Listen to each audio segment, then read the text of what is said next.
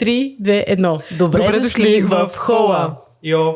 Един подкаст За нещата от живота, такива каквито са. без сценарий. И без филтър. Теди. Аз ли съм? Не избягахме Просто избрахме друго. от градския шум към живот, който се гради с ръце. Това е темата на днешния епизод. А наш гост е Миро. Здравейте. Здрасти, Миро, как са ребрата? Екстра. Мога да започнем с Ребрата това. са екстра. Болят ме много за зрителите, защото ние знаем за какво става въпрос, но те не знаят. Всъщност и аз не знаех, докато не ми се случи.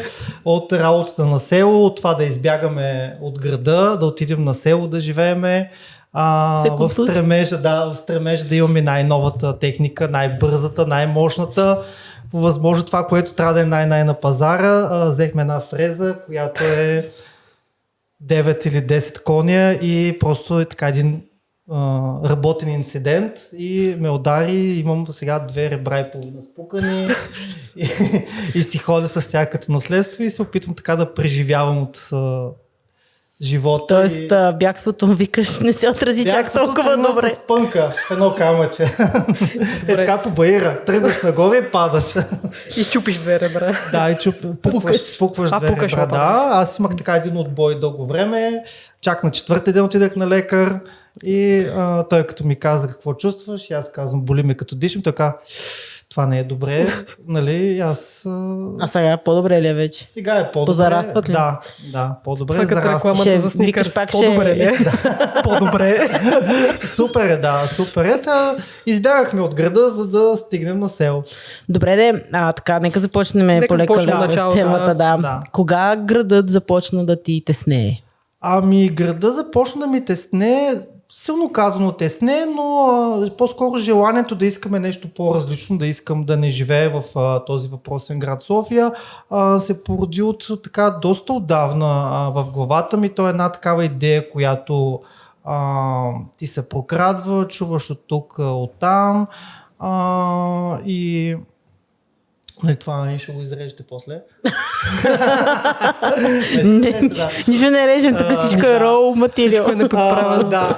Прокрадва се във времето и може би разковничето, което ми даде така силата, е един инцидент, който се беше случил, не знам вие дали помните, преди около година и половина, един пиян дрогиран шофьор, който блъсна един автобус и уби няколко човека вътре. Това беше случай, който като го погледнах новините, аз си казах, вече нали, не искам да живея в този град, не искам да остана тук, защото рисковете, които крие града, са вече твърде големи и не искам да бъда човек, който прено да отивам на работа, да се прибирам от работа, да отивам на кино, на театър, да се видя с приятели, да се прибирам и по независещ от мен причин да загубя живота си на пътя. Така че това беше, може би, повратната точка, която. Другото, което, че аз по принцип израснал на село, при баба и при дядо и това винаги нали, ми е харесало като начин на живот. Друго като повратна точка е скъпия вече начин на живот в града и все по-скъп ставащ, по-забързан шума, мръсния въздух и колко други причини. Смяташ ли, че на модерния човек му липсва спокойствие в града? Ами на модерния човек му липсва, според мен, не точно нека да дефинираме спокойствие. Спокойствие според вас какво е да няма шум, напрежение, дискотеки, клубове или... Това е един вид спокойствие, но и вътрешния мир. Според мен това е съвкупност от няколко неща. Това, как кажеш ти да си спокоен, да излезеш на улицата, това е спокойствие. И да не се притесняваш, че ще отнесат на тротуара. Абсолютно, липсва му по-скоро на модерния наш човек, наш набор, защото новото поколение, което идва след нас, не ги знам, Z ли, се водят Хикс ли, Y. Jay-Z, да. Родените си 2010, да. За тях това е нормално, за тях това е спокойно. Може би след време, като стареят, като мият, може би 30 години в живот в града, може би те ще се обърнат към село, но ние, които прено моето поколение, не знам пак какви казвам, 80-90 години. Бумари. Ние сме родени на село, израснали сме с този начин на живот, с това спокойствие на улицата, с игрите, с чистата храна, чистия въздух и някакси това може би остава някакъв отпечатък в нас дълбоко, което прено след амбицията и желанието да имаме кариера в града се прокрадва вече на втори план, то като нещо, което те за... Той като цел такава лични етапи, които достига живота си. Да, или нещо, което те преследва и рано или късно те удря с пълна сила и искаш да се върнеш на село. Защото аз го забелязвам, че бая хора, които вече са постигнали някакви неща в този професионален живот, в който ти казваш, се обръщат, искат да отидат на село. Да, или може казват, стига толкова, нали? Да, или нещо като труда на да гониш някаква цел и в момента, в който постигнеш тази цел, ти понякога осъзнаваш, че това не е нещо, което ти дава щастие. Като, например, за мен да гониш кариера, аз съм бил част от корпоративната среда и съм бил на висока позиция в IT компания и това да гониш кариера и идва един момент, когато ти искаш да бъдеш на някаква висока позиция, качва се на тази висока позиция и ти осъзнаваш също, че ти не си щастлив на тази позиция, защото тази позиция ти е от 9 до 5. След това ти вече си премазан от работа, от срещи, гърми ти главата, искаш просто нещо спокойствие и може би с времето осъзнаваш, че не е това, което си искал и аз си мисля, че повечето хора стигат до този момент. Да, в който съзнаваш, че това не е всичко. Поколение. Новото поколение, аз нямам много... Какво мислиш, че са по-издържливи на тези неща ли? На стреса, не знам, че... Не, те просто са по-мързеливи. Това ще я да кажа на техния бук. В смисъл те... Да. Малко през пръсти. Това е много странно такова, как различните поколения по различен начин виждат нещата. Този живот е прекалено забързан и много бързо се насищаме в това консуматорско общество. Аз бих казал, че на моите скромни 37 години съм се наситил на дискотеки, на клубове, на барове, на нощен живот, на разходки по центъра вечер, по парковете и може би идва един момент, когато това ти писва, искаш нещо друго и живота на село ти дава едно различие. Едно друго. Ми дава едно различие, едно различие да гледаш как нещата се случват с ясна... И ти не знаеш какво... Правиш нещо и ти не знаеш какво ще стане. Ето, давам чист пример, ние насъдихме 100 корена домати. Смея се, защото бе като някакъв етикет. Но ти реално не знаеш колко от тях ще се хванат и точно този процес ти е много интересен. Защото не си го правил до сега. Интересно ти е какво ще се случи. Да. Със сигурност не ги правим нещата както трябва. Със сигурност, нали? Ето и ние, ама се учим. Аз това казах, че това са опит. Това е опит. Това трупаш опита и го правиш. Аз затова много така, трябва да хванеш да го направиш, за да видиш какво ще стане. Ти съвсем трупаш опит е нещо различно, интересно различно. Да, що на тебе ти харесва. Да. Освен това, което спомена за тази сигурност, която ти липсва в града, кога беше момент, когато усети, че живот ти почва да става един репит всеки ден на нови срещи? Усетих го наскоро, пак казвам, на всички те се случиха няколко ситуации в живота ми, които ме накараха да направя тази конкретна стъпка. Усетих го, когато съзнах всъщност, че гледах някакви новини за COVID пандемията, нещо бяха споменали. Аз осъзнах, че всъщност тя беше преди 6 години, а за мен имах чувство, че беше едно вчера.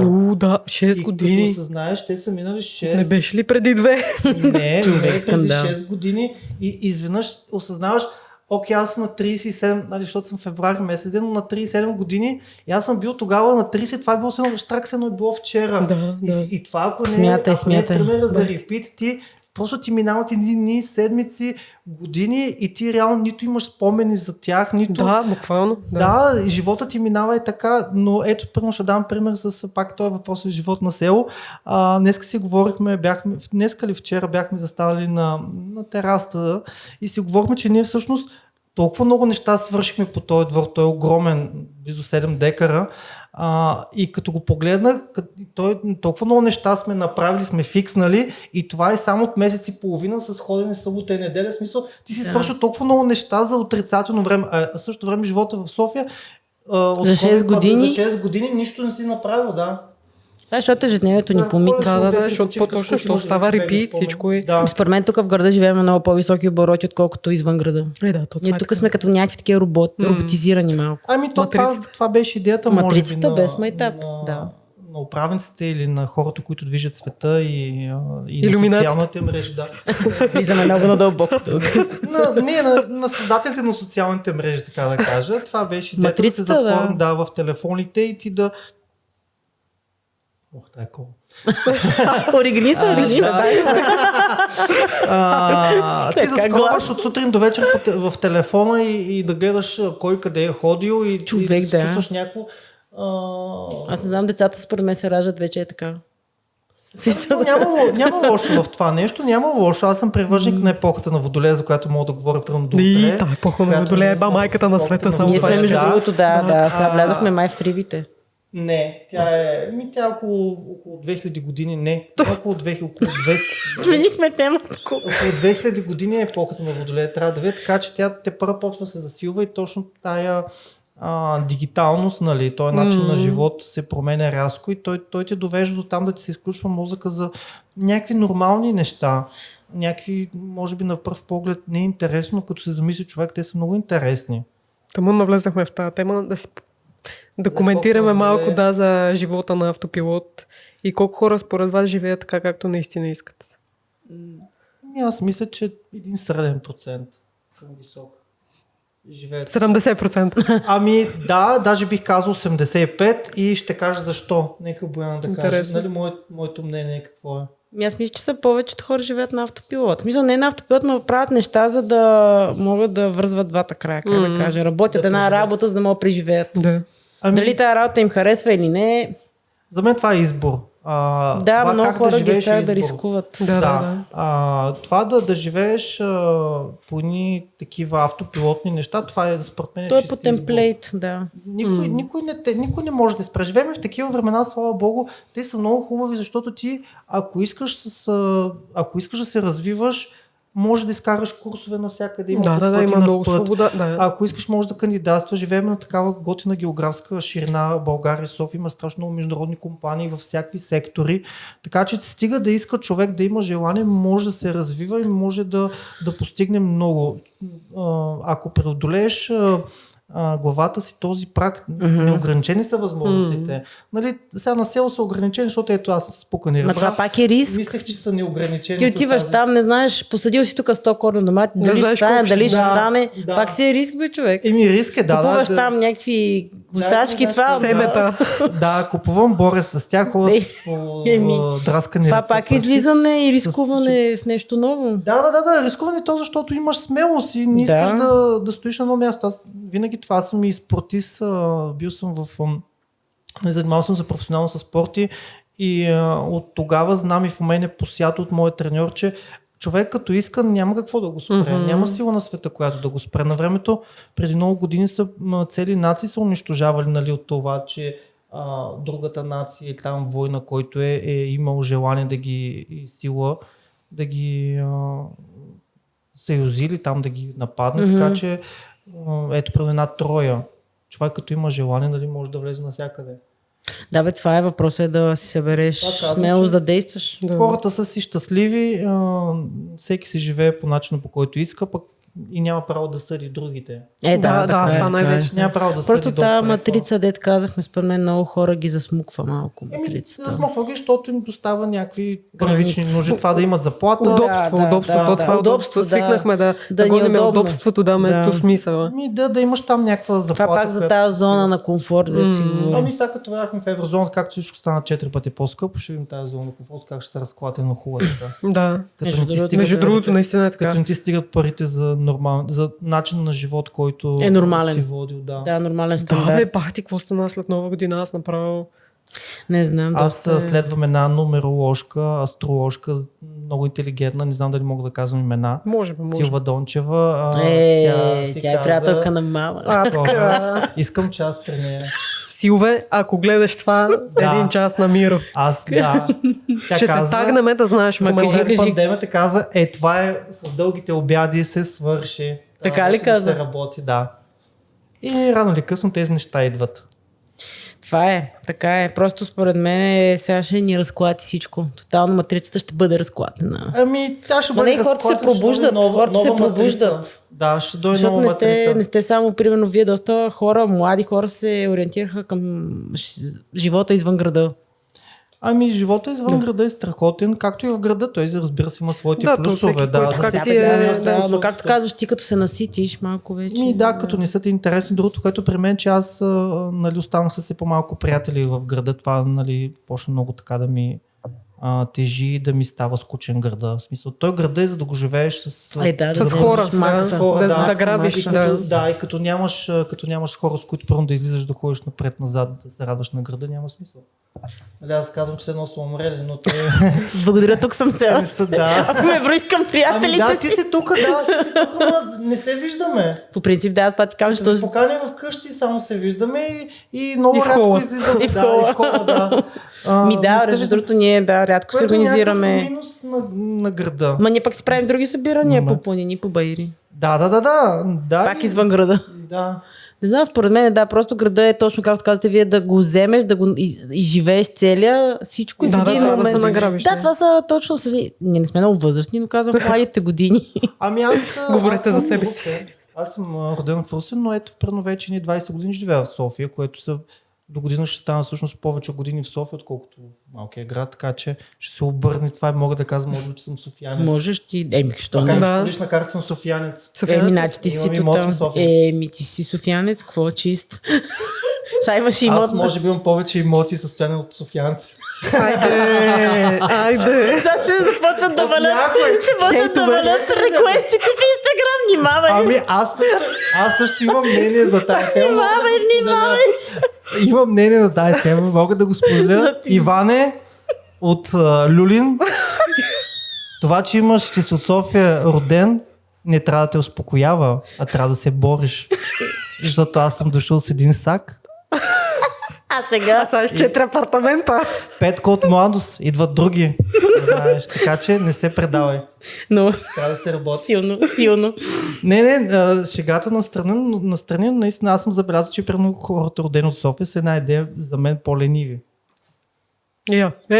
Какво за мен? Нищо. Аз съм софиянка, да. Си ленива.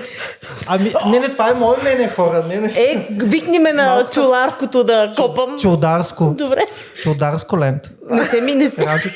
Не си ме извикал да копам, ще дойда. Елате. Предложих си труда няколко пъти, вие не ме извикахте. Не предлагай много труди, защото... Да. Как? Отивам, ще снимам стори как копам. Да, заповядайте, има доста за копане, 7 декара все пак. Да започнеш нещо реално. Ти каза, че имаш още приятели Бояна, дето се местят от големия град и отиваш на село. Какво кара хората да искат да създават нещо свое? Да бягат от... Аз помня това спокойствието. Какво искат да създават нещо свое? Какво ги кара хора? Ето, примерно аз мога да кажа... Отговори от твоята гледна точка. От моята гледна точка, какво ме кара? Дава ми спокойствието да разполагам с времето си, защото другото нещо, което аз исках силно е, нали?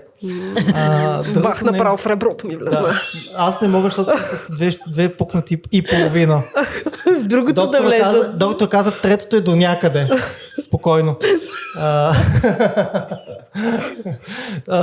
Дава ти едно да разполагаш с времето си, защото другото, което, че аз като амбициозен човек не искам да работя от 9 до 5, от понеделник до петък, искам като ме е кеф да си хвана самолета, освен нали село, обичаме да пътувам, да си хвана самолета, да отида някъде дори за 2-3 дена, без дори да се налага да съобразявам да е петък, събота и неделя, или събота, неделя, понеделник или понеделник, че е почивен ден, както мога да казвам дати, както първо днеска е почивен ден, понеделник. Нас никой не ни гледа, каза и си какво ти искаш. Вие ме застрелите, че се изложи след 2 месеца. Се излъчи, аз пък изложих. Може да тогава сме събрали 2-3 фоллора отгоре, но няма да са много. Дава ти времето. Това е да разполагаш с времето си. За мен е водещо. Аз пак казвам, съм работил в корпоративна среда, сега работя като, може би, скай фриленсър. И това да разполагаш с времето си, според мен е най-ценното. Най-ценното нещо в днешно време и това може би е богатството, което ако човек стигне, израсне кариерно, финансово, интелектуално, ако решиш както искаш, ако израсне до такава степен да си разполага с времето и да прави неща, които на него му доставят удоволствие, аз лично му свалям шапка и за мен той е наполовина идол. Да, наистина така. Да, факт, така е. Това тя те питам, Да се има ли пенсионираш по-рано. по-голямо удовлетворение от това да виждаш реално какво се създава с собствените си ръце, от собствения ти труд? О, да, няма място за сравнение да видиш нещо, което расте пред теб, нали, Което тук. ти си създава. Да, това е, нали, тук родителите могат да кажат. Не, бе, аз ти да говоря за доматите, ти си съдил. И родителите ме гледа мен. Ти изглеждам. Да. Разбира се, доставя удоволствие. Доставя удоволствие да видиш плода на труда ти.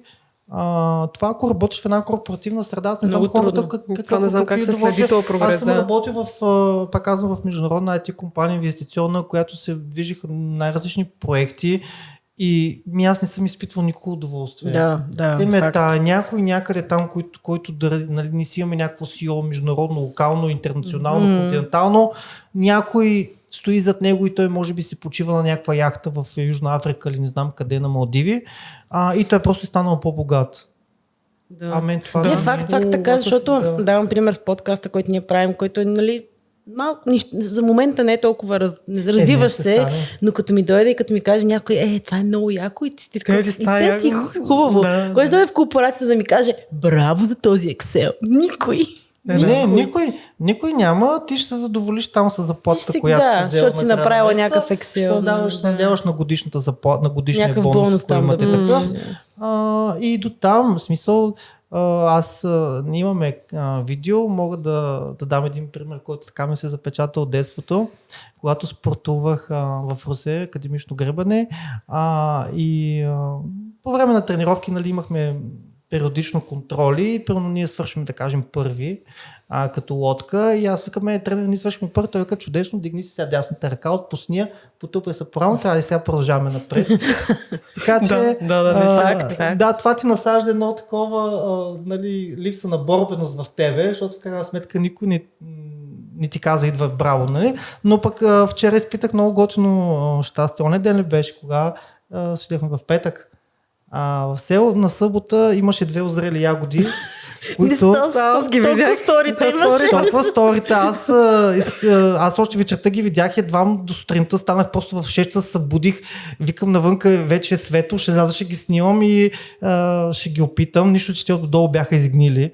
Но се почувства добре. Много готино се почувства. Да, като се представях, че те ягоди преди месец и половина бяха ето е толкова. И аз ги поръчах от един човек, който има разсадник, не знам как се казва, в някакво село, и той ми ги изпрати и аз го нахраних супер много после по телефона. Писах му съобщение, защото той не ми дигна телефона, в Фейсбук, в Инстаграм, писах коментари, той накрая ме блокира, защото си помислих, че ме излага за парите, но пък съжалявам, ако гледаш, той със сигурност много е хубав фраз, да станаха ягодите. Съжалявам, че първоначално не повярвах в теб. Не ти помня името и не мога да видя как се, защото си ме блокирал. В този контекст с ягодите. Ми беше неудобно. Помислих си го това, като видях, викаме, той е добри ягоди не е дал. Ма си го нахейтил първо, милия човек. До такава степен, че той ме блокира. Нали, аз му правих един такъв онлайн атак. През 5 минути му изпращах съобщения. Със всяка ягода ще ти напомня за него. Всяка ягода. Няма, аз го бях забравил. Ама да. Удоволствието наистина да видиш нещо, което става, видиш му реално физически резултат и този резултат е за теб. Е много ти да му се радваш, аз знаеш как си гледам постоянно рилчетата в страницата, аз ги постоянно всеки ден. Да, аз се възхищавам, аз не мога да правя рилси, ме изнервя, оттекчава, побъркваме, хвърлям телефона. Нима си имаш ягоди и домати. Имам се, не мога да правя рилси, ми се иска.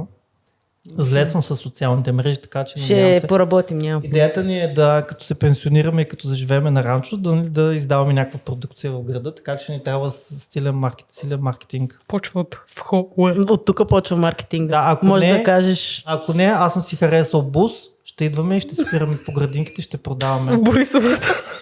Борисовата не е по-малко. На лилиите там, на фонтана. Чай са в контекста с ягодите. Какво те учи работата, която зависи изцяло от теб? На дисциплина.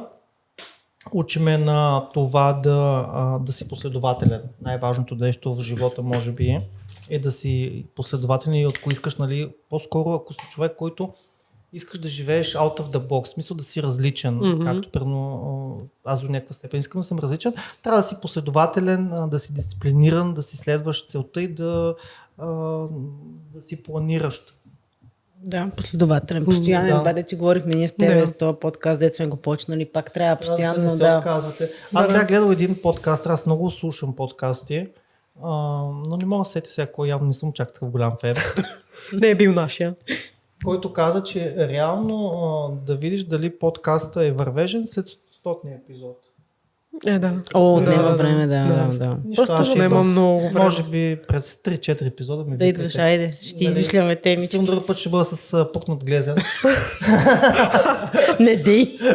Да, ще има какво да казвам, на село се случват нещата така. Ето динамично, да. Какво се случва. Динамично. И не само и в града. На село не е ли по-бавно? Аз си работя. Те си тук, бе, да. Някой, кой ме беше питал, на Миро, изнесе ли се? Аз викам, не бе, те си тук, просто си ходят на село събота и неделя. Да. Те хората вече ви изселиха тотално. Да, да. Защото те само сторите там на ягоди качват. Защото колегите ме следват в Инстаграм и ще кажат, той не работи. Нищо не прави, само с това село и ако ме изгонят, но мене ми пука. Ма дай му фрезата, да види кой ме работи. Аз имам понеже съм от провинцията и съм амбициозен и ми пука. То преклава си прави. Ще го гледам това. Аз имам бизнес план за ранчото, буса, Форд, баничарка, 17 000 евро. Ти одобрил ли си? Не, те много неща не ги знае преди да ги обикновено ги научава, когато вече... Като предсвършен факт. Когато се задейства процеса машината. Ох, не мога. Може ли тишината да бъде по-ценна от всички удобства? Не бих казал. Според мен може да бъде по-скучно от всички удобства. Защо мислиш така? Защото тишината, аз като един ден човек малко ме стресира. Това може би е някаква травма в мен, която трябва да обработя. Аз съм много ден човек, нали, от золята ми идва, постоянно мисля някакви неща, хвърлям се хаотичност, макар че това е може би един от най-големи минус, че аз съм много хаотичен и като видя нещо и се хвърлям, обаче се хвърлям като... През глава? Не през глава, аз съм направил като такава снежна топка, като не мълния. Като погача на благовец. Не топките в анимационните филми, дето въртех се стават все по-големи. Пада снега. Лавина. Като лавина съм, да. И предно ако застана така и стоя и в една стая и мисля в някаква тишина, аз ще се побърка. Аз ще измисля още 200 проекта. Тоест тебе тишината не те успокоява по този начин? Не ти действа така. Много индивидуално. Или може би аз казвам тишина като... Тишина. Да, аз може би не като да е тихо. Някои търсят тишина във връзката, примерно. Други търсят тишина в като си там на село. Не, тук по-скоро като тишината, като по-забавения начин на живот. Това дето сега като се преместиш, не ти бръмчи рейса, примерно, не чуваш трамвая. Той е градския, не знам аз как аз съм свикнал с физическия шум, хем ми липсва понякога, хем не ми липсва. София определено ми липсва на моменти, особено когато съм в чужбина за по-дълго време. Примерно да кажем, повечето хора ми направо впечатление, защото съм пътувал и с приятели. Примерно така ми се отиваме за 2 седмици и вече на хората последния ден не искат да си тръгват, почна утре са на работа. Ти искаш да си ходиш вече? Аз може би след 5 ден вече искам да се прибирам. Да, искам да се прибирам. Вече нямам търпение, като видя табелата на летището за София и направо вече откачам, искам да се прибера. Така че София ми харесва, града ми харесва. Нали, то малко се бие с това, че искам отида да живея. Да, това ще ти кажа, че малко се бият двете личности. Нека да вметна, че моят план да отида да живея на село по никакъв начин няма да ме отдалечи от града. Ще си идвам в града, ще си поддържам при някакъв живот в града, но да кажем в момента е 90 на 10, тогава ще бъде 90% на 10, 10% в града. Защото все пак на село няма театри. Аз обичам да ходя на театри, няма кино. Да. Точно за тия удобства говорим. Да. Тия удобства ги няма на село. На село няма супермаркет, който може да си купиш а и нали, блоб, чушки, там месо може да си произвеждаш, макар че аз животни не мисля да гледам. За сега. Много се ангажираш, аз искам да пътувам. Ни кокошки. Кокошки може. Виж как му даваш идея. Кокошки може. За мен кокошки не са животни. Те са... За пилешко яйца. Знаете ли какво си мисля? Аз поддържам темата, че динозаврите са живи, това са кокошките. Нали, те са като динозаври. Ние в този епизод минахме през няколко теми. То не беше... Епохата на Водолея. Епохата на Водолея, да, сега се връщаме. Сега сме на динозаври. Така че ще... За какво говорихме? Ми избягаме. За динозаврите. Динозаврите са живи, кокошките са живи. Така че аз ще пътуваме и ще пътуваме доста все пак, когато решим окончателно да се преместим на село. Ние сме се решили да направим около светско пътешествие, което ще няма да 1, 2 или 3 месеца, може би ще отнеме и 6 месеца, така че ще си пътуваме. И местното на село е свързано с това да си разполагаш повече с времето. Но града ще ни липсва. Баланс. Мисля, че ще ми липсва града.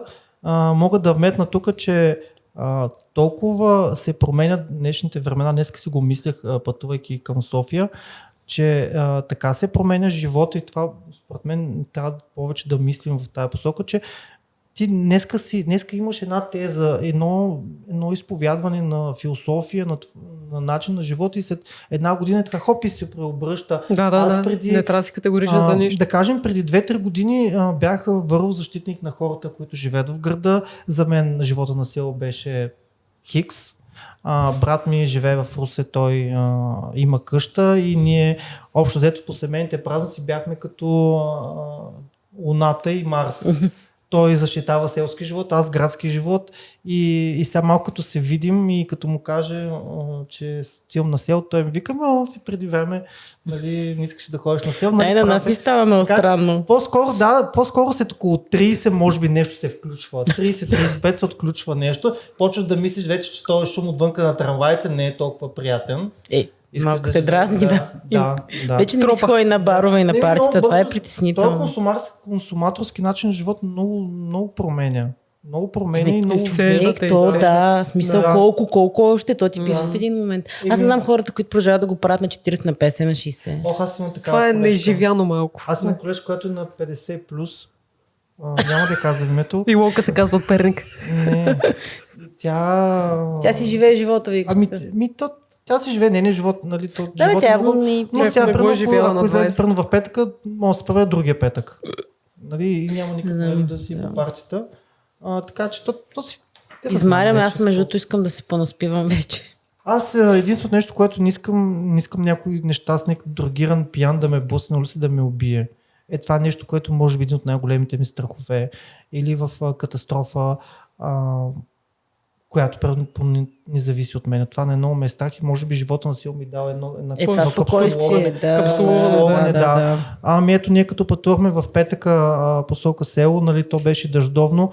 Ние сме на 120 км от тук, час и половина, някъде имаше 4 или 5 катастрофи. Около 4 катастрофи и то стабилни коли, които са неузнаваеми. И аз не искам това да се случва. Малко станал и неконтролируем този живот нощния, така че много останало на високо ниво вече. Хората са някакси все едно всичко сега веднага. Да, това може би се поражда от родителите и от то ние като родители, защото ние не сме родители, но много хора около нас на нашата година вече са родители, които, примерно вие знаете, ние като бяхме деца, вие сте млади. Като бяхме деца, нямаше такава, нали, възможност да имаш нещата, които предно сега ги има. Така е, нали, имаше други, нали, нямаше смартфони, но пък имаше компютърни игри. Не, имаше такива, примерно, Nintendo компютърни игри, после, нали, навлязоха компютрите и примерно не всяко семейство имаше възможност да купи и много примерно деца нямаха компютъри, нали, нямаха тия новите неща, които излизат постоянно, те тогава не излизаха, нали, всяка година, както се за новия iPhone и това нямане поражда, плюс, нали, лошото възпитание в семейството, поражда едно олегитяване на децата, да станат лигави, да ми се даде това, като се тръщне, то да му се вали телефона, да му се дава, защото те са нямали. Мен, примерно, като имам дете, надявам се близкото бъдеще, много ме е страх от това нещо и не знам с това нещо как би се преборил човек, защото аз, примерно, съм нямал като дете, имал съм тежко детство, нали, няма ли сме възможности, примерно ти не искаш това нещо да го страда детето ти, да има този начин на живот и не щеш, почваш да се решаваш да го деваш. Да. И оттам може би идва това презадоволяване и консуматорство, защото надявам се, нали, това да е някакъв добър лей за бъдеще и да няма лоши последици. Ето е баланс пак. Да. Ма ти не може да го лишиш детето. Да, все пак, нали, ние живеем в такива времена, в които неизбежно... Няма баланс, всичко е в телефона, какъв баланс. Да, ама сега... Ти не можеш детето да му кажеш, няма да ти дам телефона, ето тук ще строиш пъзъл. Да. Що не може. То като има други деца. Тъй като има 5. Но аз познавам такива деца, ето примерно едно момче и той строи лего, ама знаеш как строи и така, те го стават и той си строи. 1/100. Ма пак има. И даже такова има, показвам и това съм строил, това съм строил, което е супер яко и той не си пипа телефона, той строи си среди легото, разбираш си. Просто, че децата могат... За родителя. Ама да, просто трябва да намериш на това дете какво му харесва да прави, което е трудно, нали? И да ти се занимава, да си гледаш детето, нали? То е смешно.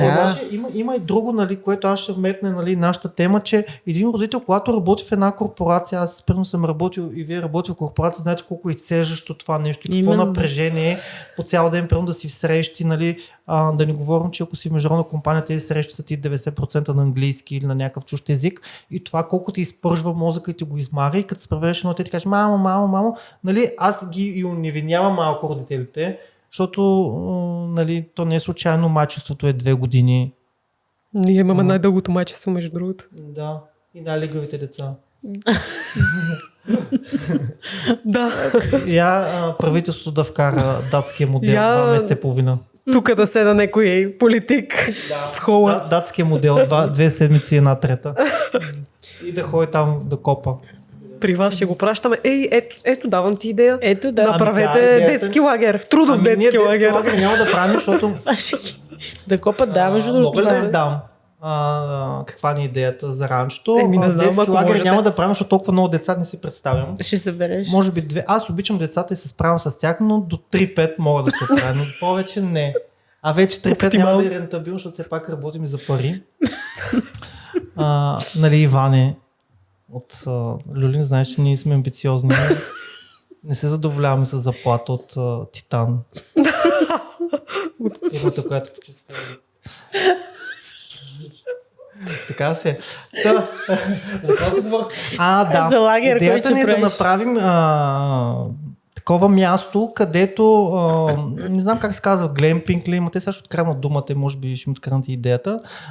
Това епизод ще излезе за 2 месеца, гледай да си го гледа. Гледай да си го. 2 месеца няма да стане. Идеята е да направим някакво пространство, ние още не сме си изяснили концепцията, но идеята е да направим някакво пространство, което хората да идват и да си правят някакъв тотален ретрит, който да ги изкарва не от зоната на комфорт, защото всеки може да хване една мотика да копае там. Не е вярно, не всеки може. Не, това не е сложно. Всеки се научи там ще гледаш, а по-скоро да те изключва до такава степен, че ти да не знаеш къде си бил до вчера. Нали, да имаме някаква такава свързаност с природата.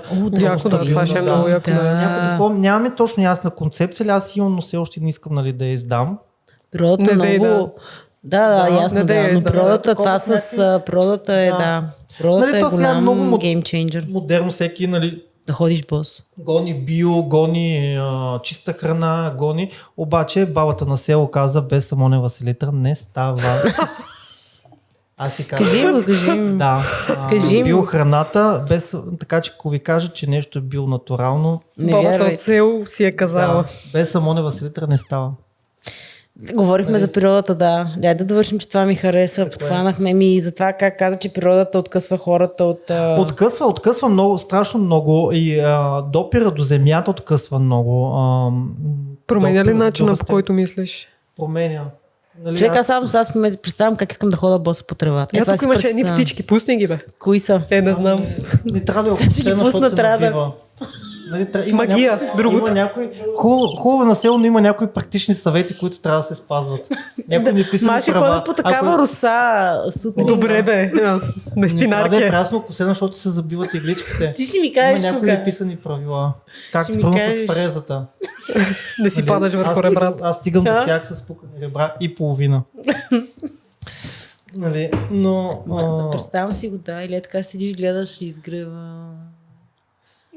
Да, изгрева залеза. Трябва да има Знаеш ли какво баланс, много да. обичах? Едно време баба ми имаше такова домати и краставици. Просто ходиш в градината, късаш си и си ядеш. И си ръфаш как е с праста, само е така правиш от тенис. Да, и така, да, и си ръпаш. Двете ягоди, които бяха наполовина Така ли ги изгнили, изяде? имаха много хубав. Да. Ма им се накефи, нали? Така си ги откъсна, изяде, измисли ги, изяде си. Изпитах и първото разочарование на селския живот, това да ти се развали Реколтата. продукцията. Точно казвам, защото ние не бяхме правили нищо на въпросните череши. Аз Те си супер бяха много се там. радвам, защото ние имаме 2-3, колко череши? Бая. Вие на за една. скъпото бе. Иване от Люлин. Да, ние сме амбициозни. Имаме три череши, които са огромни и толкова се радвах на цвета. Те са като пуканки и си отивам миналата седмица, се оказва, че Русали, какво още не знам, какво ги е унищожил, направо нищо не става. Нищо, това е опит.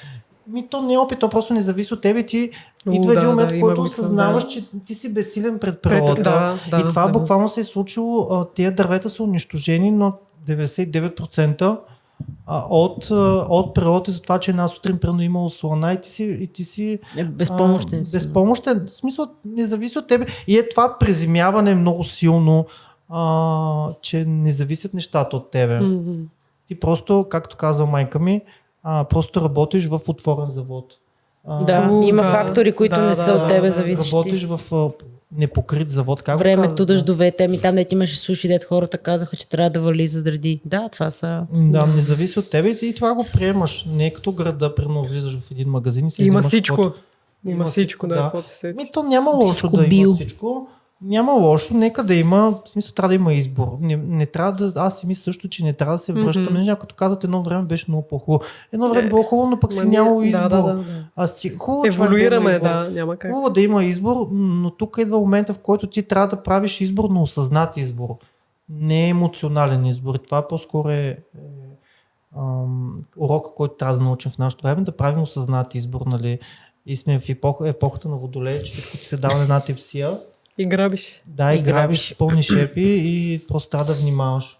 Да, те по-скоро хората го карат на шесто чувство. Бояна риска да не живееш като всички. Искаш да го питаш нещо? Дали какво? Риска да не живееш. Не, и че не приключваме. Мали човек, толкова много неща има още. Ние просто прехвърляме. Аз приказах, да. Колко трудно е да градиш нещо, без да знаеш дали ще се получи за въпросните череши. Ти Трудно е каза. да градиш нещо. Колко трудно е да градиш нещо, без да знаеш дали ще се получи. Тоест, без да знаеш, че крайният резултат ще го е наличен. Както в корпорацията ти знаеш, че си получиш заплата. Много е трудно да градиш нещо без да знаеш какво. И трудното идва, че идва от незнанието и от това какъв процес. Ти не знаеш процеса какъв е. Нали, остави череща, нали, за всяко едно нещо. Ти като градиш и като не знаеш процеса, ти имаш нали, първо някакво в главата какво искаш да стане. Обаче, докато стигнеш до там, има много, много голям процент, който да ни стане. Това според мен е много по-трудно. Несигурността, родено от незнанието. Това е по-трудно. Да, ти каза, вие още се учите. Ние сме... Така че... Тоест ти трябва да приемеш, че има и някакви провали, както и ние тук, между другото. Споделите ни 2 епизода така, нали, имаше някакви неща, които не се получиха, но продължаваш. Учиш се. Още да се получават, ама в някакъв момент ще стане. Вече има микрофони. Аз не мога да спрям. За нашите най-големи фенове вече имаме микрофони. Има и допълнителна светлина, не се притесняйте. Килим сме си купили, ако не го виждате. Килим има.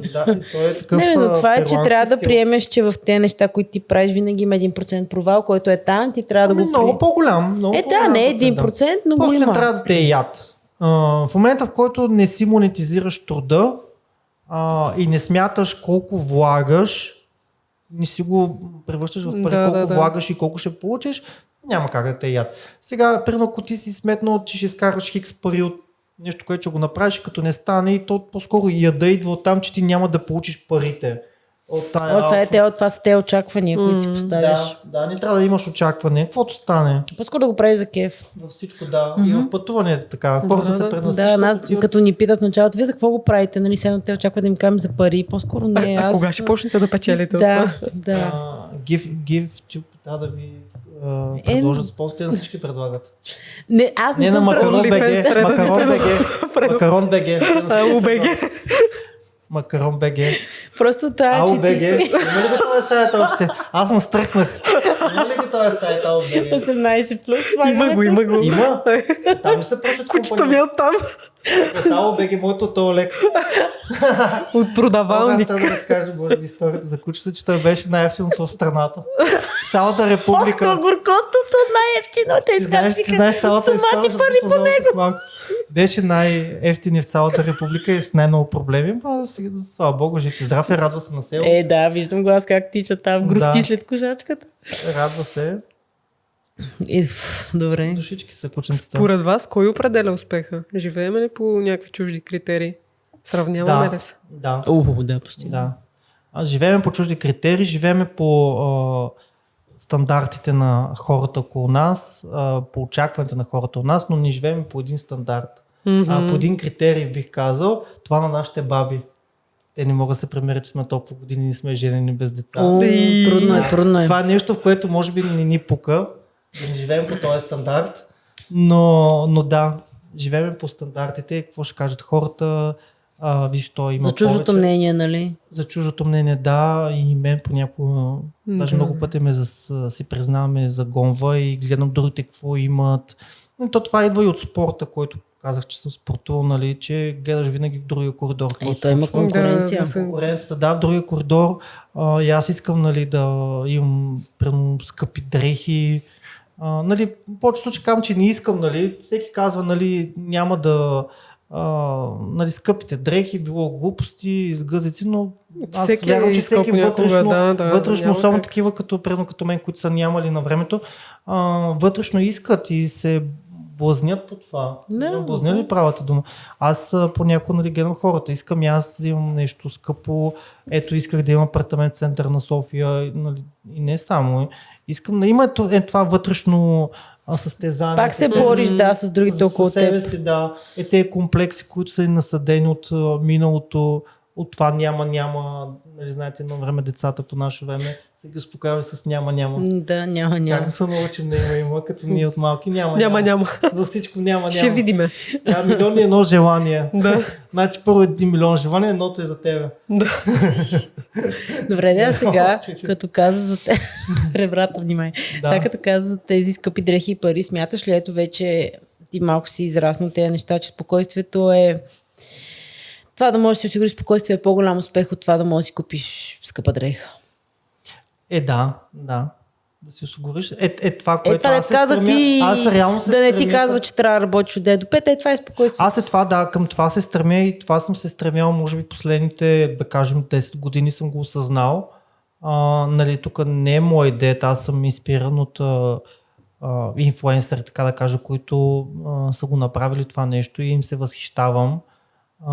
Това да достигнеш до момента, в който ти да си независим и да разполагаш с времето си.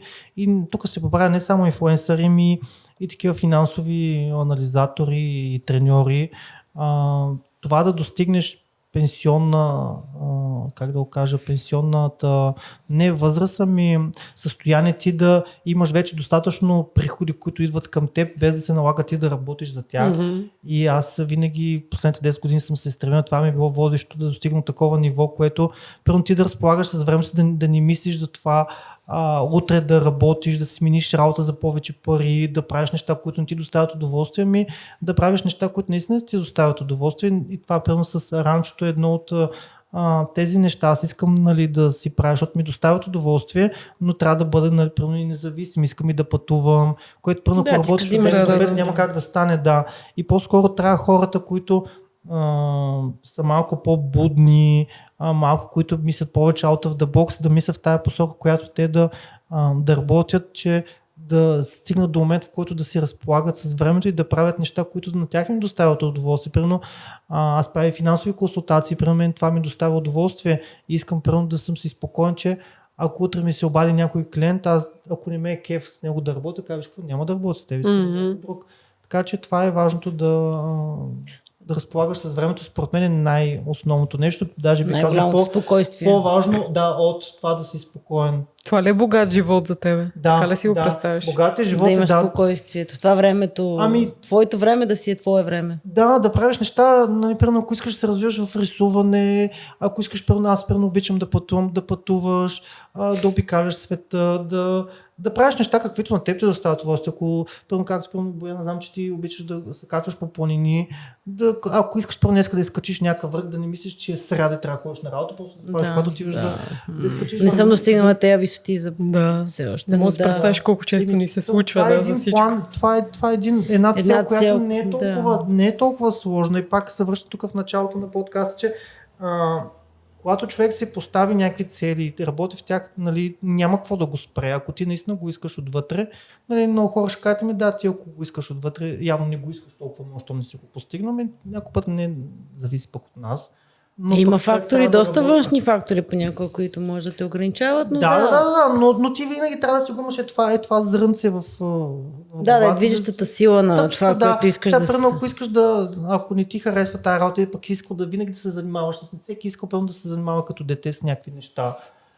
Прено аз винаги съм си мечтал да пътувам, аз си спомням като дете на село на поляната, съм гледал самолетите, ето пак от село всичко трябва. Малко ще ми се подиграват някои хора. Не бе, що? Всички сме вие, други имам предвид.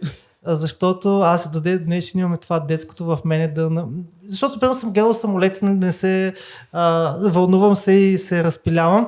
Гледал съм самолети и винаги съм си представил хората, викам, боже, хората как пътуват сега в този самолет, тогава нямаше филми, нямаше клипчета, ти не можеш да видиш в един самолет какви седалки има и винаги сме се вълнували тези хора за къде пътуват, пък какви съдби имат, пък какво ще правят там, където са отишли, дали са на ваканция, дали по работа. Това ме е възбудило едно такова желание, не желание ми, но като хоби ни такива ти да чувстваш привлеченост към някакви неща. И сега, примерно, аз толкова се вълнувах първи път, когато пътувах със самолече, аз толкова много бях изчел, изгледал, вече имаш YouTube, бях изгледал всичко и така, че бях подготвен, следно ми беше 100 полета. Разбирате ли? Толкова много неща. Си се развълнува. Взели мястото на стюардесите там да показваш. Не, но и знам наизуст това. Знам наизуст. И сега до ден днес имам телефона с една апликация, която съм си платил дори годишен абонамент. И примерно мога като видя самолет, аз винаги си телефона, ако е в ръката, му отварям, виждам самолета, какъв модел е, откъде до къде, къде пътува, но не, аз виждам и по-надълбоко. Преди преди тая дестинация, този самолет къде е бил другаде. Аз му гледам 5 дена назад, графика 5 дена напред. Да, само е ръководител въздушно движение. Само на капитаните нямам и на стюардесите нямам графика, защото може би са го измислят. Ако го измислят, аз може би съм първият, който се абонира, защото ми е интересно. Това е готино. Виж как едно малко нещо, колко е. Как ти остава съзнанието да още от детството? Аз винаги съм си представил да пътувам страшно много. Света ми имам чувство, че ми е тесен. Искам да пътувам, да опознавам на различни места и може би това ми е водещото в живота, което да достигна тая възможност, това ниво в живота ми, което примерно аз да имам възможност да пътувам. Аз съм го стигнал, слава Богу, обиколил съм света, ходил съм на абсолютно всички континенти, изключение на Австралия и Антарктида, но така вече видях, че има до Антарктида екскурзии. Колко се познаваме? 2 години, имам чувство, че той постоянно е някъде. Това да се кача на самолет съм си го постигнал. Това да отида на друг континент съм си го постигнал. Сега целта ми е да направя около светско пътешествие и това е другото нещо, което мисля да го постигна в близкото бъдеще.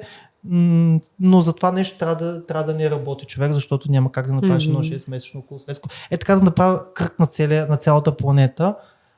И след това вече може да се закотвя плътно на село. Добре, пожелавам ти го. Скоро. Плътна, който е лятото на село, зимата на топли дестинации. Разкажи ни още нещо за ранчото.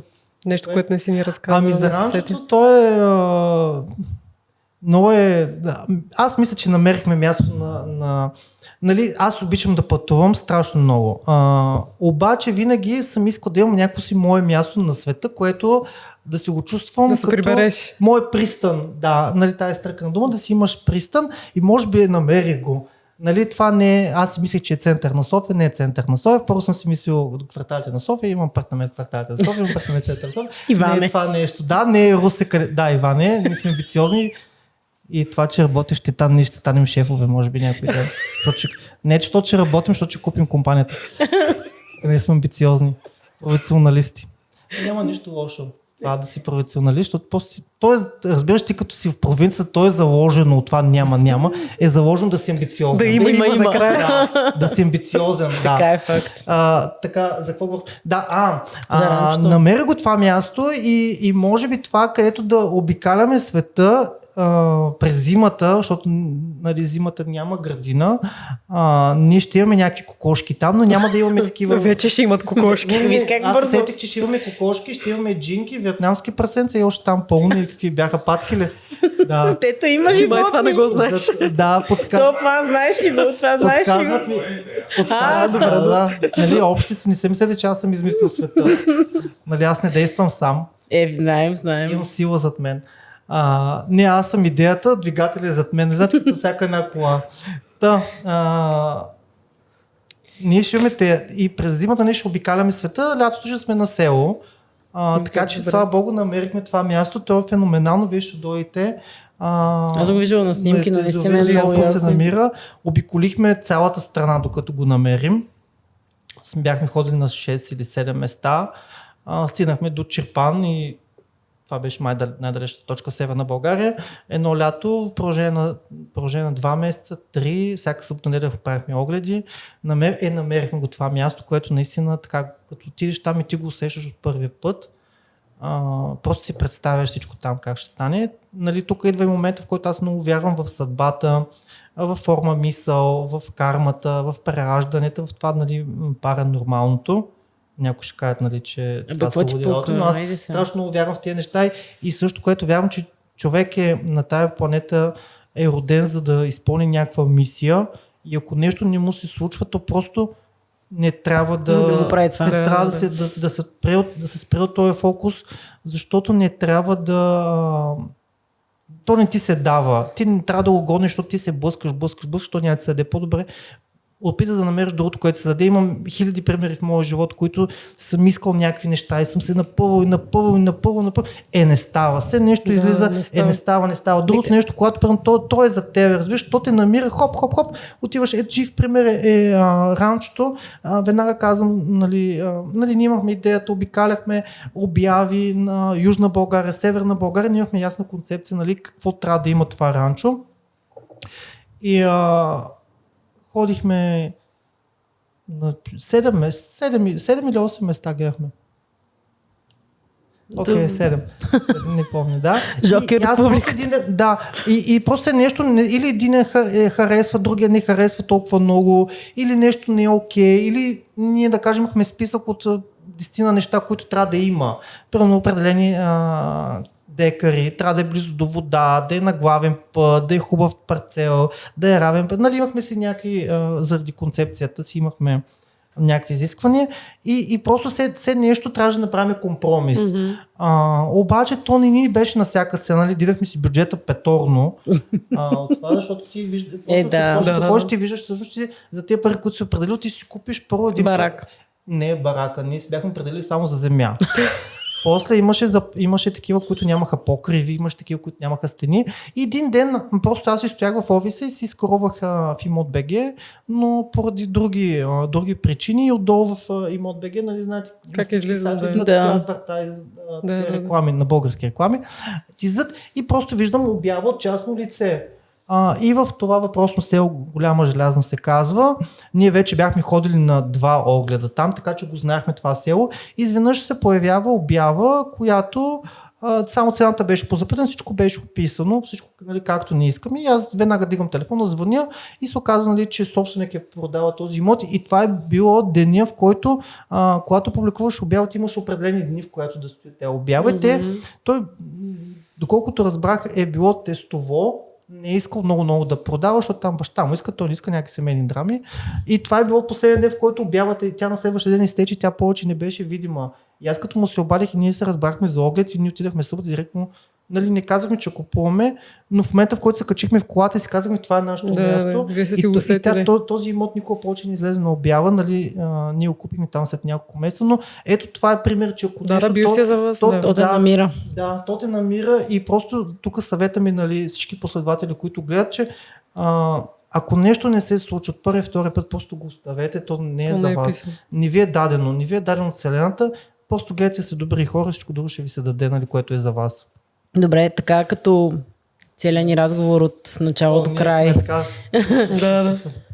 Ако трябва всичко да го комбинираме в едно, от какво има нужда днес модерният човек, модерен, не знам какъв е човек, от какво има нужда? Да има цели.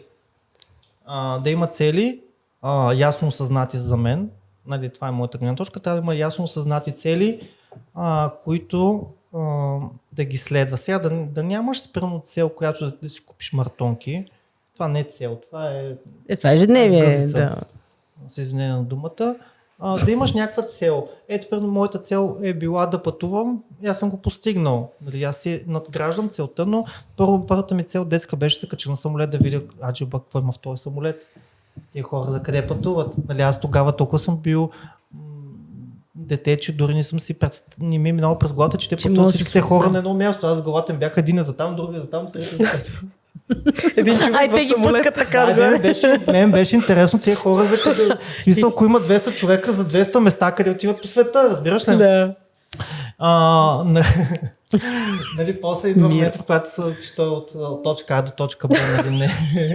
Не да ги оставя така, като да ги фърля отгоре. Да, ще знам абсолютно всички моделни самолети, гледам ги всички авиакомпании, следя ги. Това ми било някаква цел, която съм искал да го постигна и съм го постигнал. Да имам съответно и моето жилище, също ми е било цел. Тоест искаш да кажеш, че днес това, което е от човек има нужда от това да има цели. Да има смислени цели. Да си поставя цел и да мисли. Да вижда къде, какво върви, какво се котира. Живота толкова ежедневно толкова бързо се променя, че човек трябва да бъде малко от малко оригинален и да си измисли да гони себе си, да гони. Много е важно хората да слушат вътре в себе си. Нали? То все по-трудно става в днешно време да се обърнеш вътре към себе си и ти да се заслушаш вътре ти какво реално искаш. И когато ти не е примерно съседа, че искал това, има кола и ти да си кажеш искам нова кола, всеки човек е важно да се обърне вътре към себе си и да осъзнае какво го прави щастлив. Дали има нужда от това, което... Като правиш щастлив, ти имаш нужда от него. Не, те кажа съседа, това е пример, защото ти ще си купиш кола по-нова от на съседа, имаш ли нужда от тази кола? Или просто да е по-нова от тази. Да, или просто за да е по-нова от на съседа. Сещаш ли се? Да, но ти имаш нужда от кола, няма как. Нали, ти няма да си харесва нещо, от което реално нямаш нужда. Нали, имаш телефон. Говорихме за тази изгъзица, да е в днешно време. Остави, изгъзица, нали, истинските цели в живота за мен, първо човек трябва да се обърне към себе си, вътре да вникне в душата си дълбоко и да осъзнае той какво иска, да стъпи на него, да си направи план, стъпки и да следва и да вярва, че ако нещо е негово, то ще се даде и трябва с работа, ежедневна последователност и да знае, че ако нещо си наумиш, няма какво да те спре. Ето аз първо съм се обърнал към себе си, знам нали аз какви неща в живота си, съм стъпал на тях и бачкам, сега ходя на село, но селото, пак казвам, е една частица от моята обща картинка и аз стъпвам нали, на тая моя мечта да имам това моето време, да мога да пътувам, да си правя неща, които искам да си правя консултации, ако искам нали, да почна да рисувам, да се запиша на някакъв курс, някакви такива неща. Да имам това време. Моята цел е да разполагам с времето си и това съм го осъзнал преди вече 7 години и съм си казал, аз следващите 10 години ще бачкам, ще си имам цели и като ставам първо на 40 години, аз ще постигна тая цел. Малко закъснях с 2 години, по други обстоятелства в живота ми.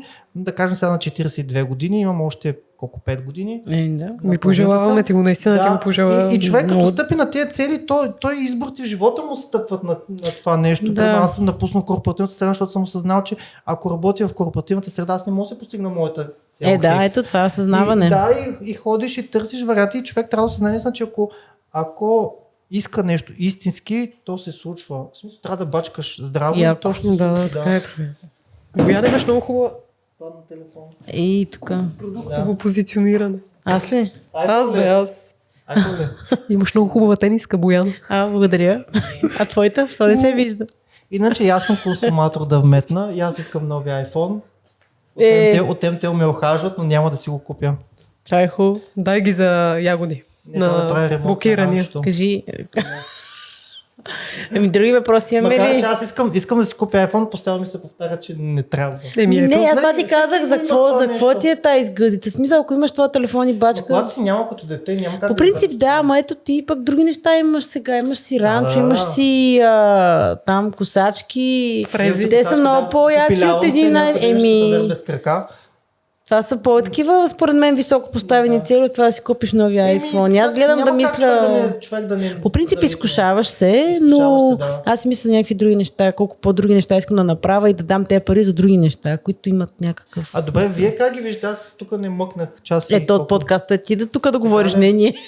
Вие кажете, нали, как ги виждате нещата? От живота ли? Това, имате ли си ваши мечти, които да следвате? Така вътрешни желания? Абсолютно. Аз мога да кажа, че подкаст е едно от тях. Да, ма както и и това вашето ранчо и при нас тук така доста нещата несигурни, нали, стъпваме, пробваме, но плахо. Интересно и на мен това ми е доста интересно. Аз мога да ви похваля, много са ви хубави Двата епизода, ма гледа ли? Те епизодите са интересни, нали? Има идея. Има идея, но аз лично много харесвам обработката. Тя е соц. Как ти, Бояна? Не, и всичките тия, примерно логото, адвертайзинг, много ми харесва. Много хора ни помагат това. Истината е, че зад нас седат наистина едни хора, които просто ни подкрепят и се кефат на цялото нещо. И според мен това е много голяма част от нашия успех до момента и подкаста ни. Наистина аз във всеки един подкаст мога да казвам благодаря на тези хора и те го правят просто защото са добри. Това е, човек има ли другото нещо, което искам да споделя, че човек трябва да има гръб. Приятели, семейство, всичко. То трябва да имаш гръб. То понякога този гръб, нали, не ти е от семейството. Може, това ти казвам, да. Да, имаш гръб, аз имам такъв и нали, искам да му благодаря, че е до мен. Така че трябва човек да трябва подкрепата е важна. Без двигател за тебе си за никъде. Нали, имаш път пред тебе, имаш някаква крайна точка, но без двигател Факт. Ние искаме да благодарим на нашите приятели от Capital Athletics. Благодарим за тениските. Много са яки, много са удобнички. Това са вижте ги и вие. Това са ни наши приятелчета от залата. Може да ги чекнете. Ще сложим и тук долу сайтове, инстаграми. Да им погледнете дизайнчетата. Много са яки. Така че още един път. Покажи едно сърчице за нашите приятели. Мога да попитам, те от провинцията ли са? Да. Единият от Плевен, за втория не знам. Амбициозен. Ето, амбициозен. Значи, мисля, че и втория е някъде. Не, той е софиянец. Пардон, единият от Плевен, другия от София. Баланс, те са баланс. Но, амбициозни са. Икономиката се движи на професионалисти. Така. Трябва просто да се подкрепяме както те. В смисъл за мен това е много яко, че има. Ти имаш ли още нещо да споделиш? Искаш ли да кажеш нещо последно за живота, на село, в града? За живота, какво да кажа, ние вече толкова... Но аз живота мога е бърз. До утре. Ние вече говорим над един час. Толкова теми мога да засегна и даже ми ще поканим пак. Обаче не ме вкарате в някакви теми.